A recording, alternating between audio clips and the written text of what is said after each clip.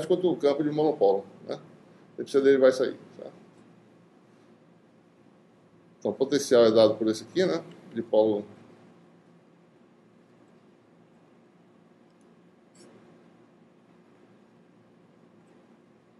E a gente começa a ver semelhanças, né? O dipolo elétrico, tá certo? E depois vai ter o dipolo magnético, que é um elemento fundamental na magnetostática, né?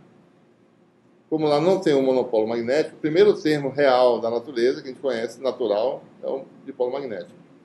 Se vocês veem, vai ter um potencial lá equivalente, tá certo? Que tem um termo parecido com esse, 1 sobre R2, e uma natureza vetorial aqui, tá certo? Vai aparecer um dipolo magnético. Bom, mas daí, como a gente obtém o campo? Né? O campo é menos o gradiente potencial, certo? Essa função não depende de φ, certo? Né? Então eu vou fazer o gradiente, certo? O gradiente disso aí, né? Então eu posso já calcular desse jeito. É igual a menos AR, né? Dφ dr menos a θ sobre R dφ dθ. Se eu quisesse, botava a derivada em relação a φ também, certo? Mas eu sei que isso aqui não depende de φ, certo?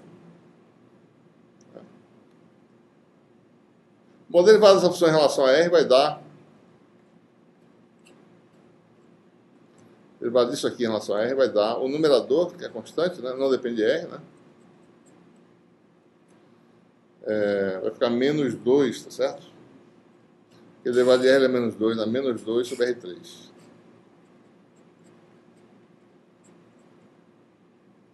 Certo? A gente precisa saber agora o dφ dθ, tá certo?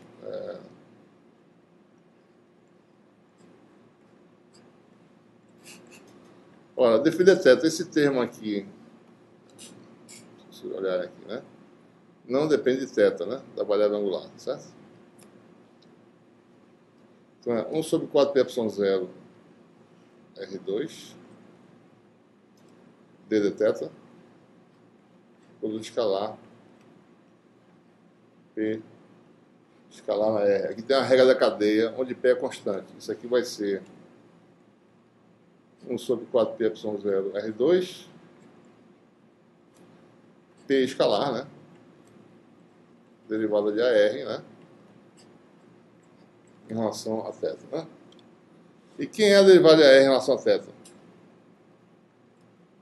Né? A R está aqui, certo? Já fiz isso antes, né? Aqui está o ângulo θ, certo? Se eu vario θ de dθ, né? Eu obtenho essa diferença aqui.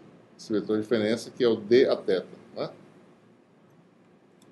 Que é o comprimento desse arco, que é módulo desse vetor que é 1, que é 1 dθ, né? Na direção desse vetor, que é o vetor... Desculpe, não é d a θ não, o que é isso aqui? Deixa eu apagar aqui. Isso aqui é DAR, né? Certo? Vai dar o comprimento desse arco aqui, que é módulo 1, aqui tem módulo 1, né? Módulo desse vetor. Ângulo aqui é dθ, né? Isso aqui vai dar 1 dθ vezes o vetor tangente que está para cá, certo? Que é o vetor θ, né?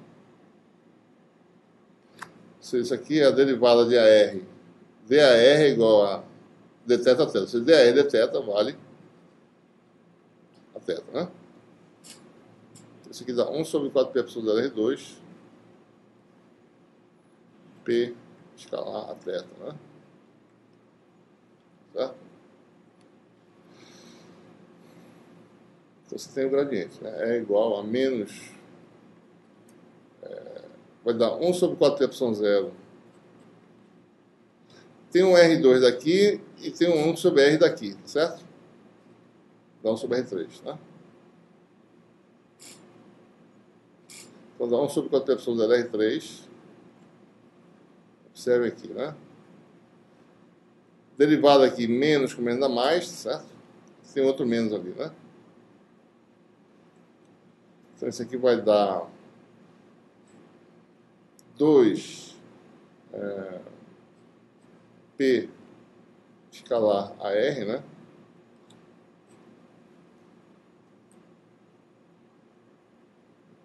Certo? Define R, né? Vezes AR, né? Então dá isso aqui, 2P escalar R vezes AR, 1 sobre 4P de R3. Isso aqui vai dar P escalar a θ, né? Menos, no caso, certo? Então vai ficar menos, aqui, desculpa, isso aqui vezes AR, né? Menos a derivada que deu P escalar a θ, né? Certo? Isso aqui, se eu somar um desse aqui, eu posso fazer assim, 3 vezes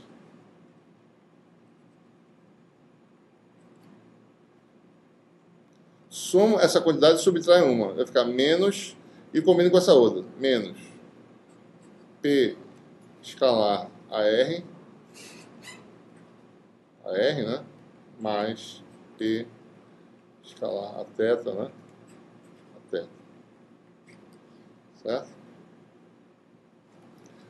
Então aqui tinha 2, botei 3, subtrai 1, certo? Está aqui, né? E combinei com esse outro. O que é isso aqui?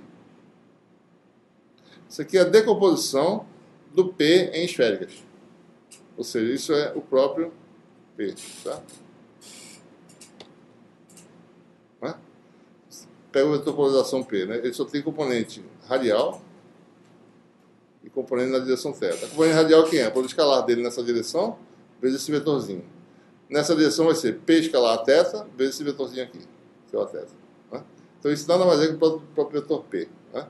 Então o campo elétrico de um dipolo é uma expressão clássica que vocês têm que agora está gravado aí, certo? 4πε0 R3 cai com 1 sobre o cubo da distância, não com 1 sobre o quadrado, porque é mais fraco o efeito.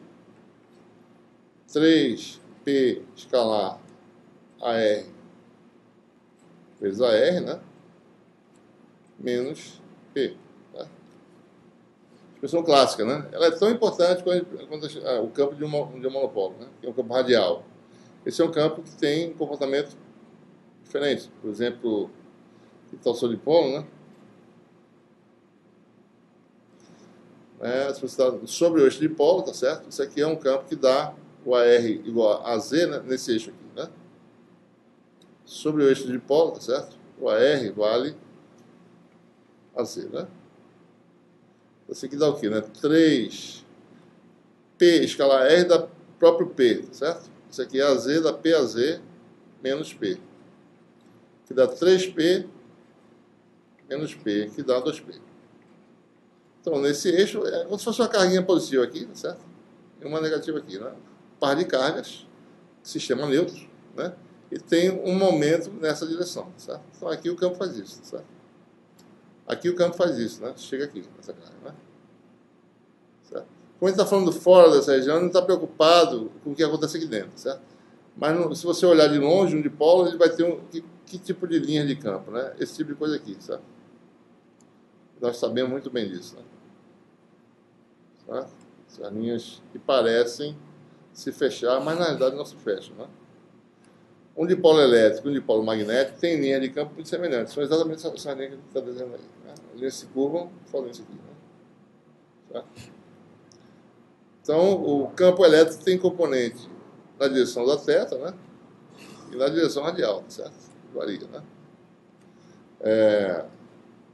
Se você tem aqui o dipolo, né? Se você olhar esse plano aqui, tá certo?